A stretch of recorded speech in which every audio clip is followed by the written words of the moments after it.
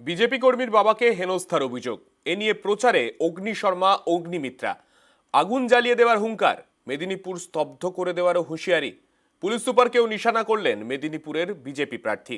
পাল্টা কটাক্ষের সুর তৃণমূলের গলায়। তারা বলছে এসবই আসলে হতাশার বহিঃপ্রকাশ। আগে আমার সাথে কথা বলতে হবে, তারপর আপনার গায়ে হাত পড়বে, তারপর দেখছি কে আগুন জ্বালিয়ে রেখে দেবো।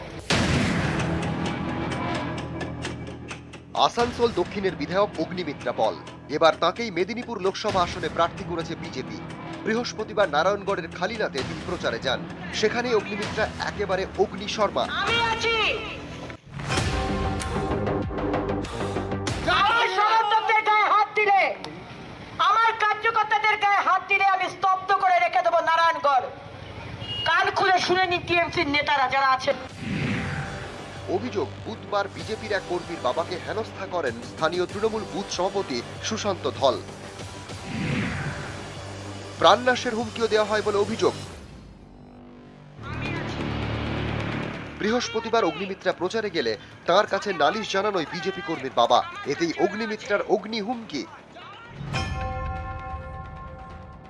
আগে আমার সাথে কথা বলতে হবে, তারপর আপনার গায়ে হাত পড়বে, তারপর দেখছি কে আগুন জ্বালিয়ে রেখে দেবো।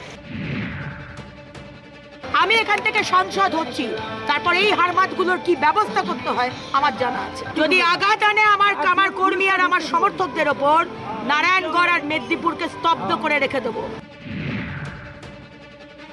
এসপি দ্বিতীয়বার সরকারকে আমি সতর্ক করে দিতে চাই, আপনি এখানকার এসপি, আপনি পক্ষপাতিত্ব না করে কাজ করুন। প্রতিটি জায়গায় যাচ্ছে, লোকজন তো পাচ্ছে না, যার ফলে অগ্নিমিত্রা পলের মাথা খারাপ হয়ে গেছে। ওর কথায় আমরা কোনো রকম প্ররোচিত হই না এবং আমাদের ছেলেদের প্ররোচিত হতে আমরা দেই না। হতাশাগ্রস্ত হয়ে এই সমস্ত কথাবার্তা বলছি। নিউজ 18 বাংলা।